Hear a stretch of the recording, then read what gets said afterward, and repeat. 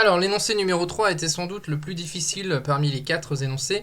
Luc et Jean doivent effectuer un long trajet en vélo pendant plusieurs jours. Le premier jour, Luc a parcouru 2/7 de la distance totale, mais il a été moins performant que Jean puisqu'il a parcouru seulement 3/4 de la distance parcourue par Jean. Quelle fraction de la distance totale Jean a-t-il parcouru le premier jour? Alors, si on regarde dans cet énoncé quelles informations on a concernant Jean, eh bien, il s'agit de cette phrase qui est ici, qui nous dit donc que donc Luc, il a parcouru 3/4 de la distance parcourue par Jean. Alors, je peux le réécrire comme ça schématiquement.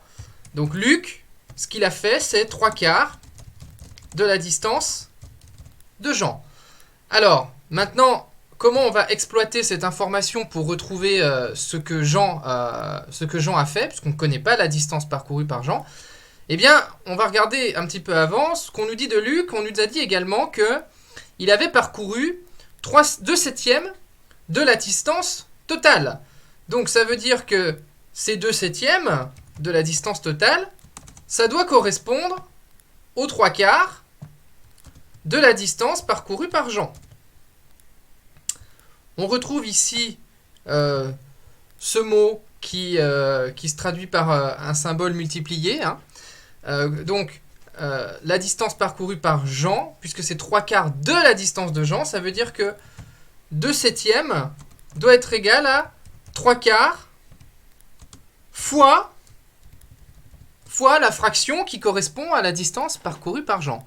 Donc 3/4 de quelque chose, ça doit faire 2/7. Donc, la distance parcourue par Jean, eh bien, comment on trouve un nombre manquant dans une multiplication? Eh bien, c'est avec une division. Donc, il faut diviser le résultat 2/7 par le facteur qu'on connaît, le facteur 3/4. 2/7 divisé par 3/4, donc on applique la propriété. C'est la même chose que 2/7 fois 4/3, ce qui fait 2 fois 4, 8, 7 fois 3, 21. Cela fait 8 21e.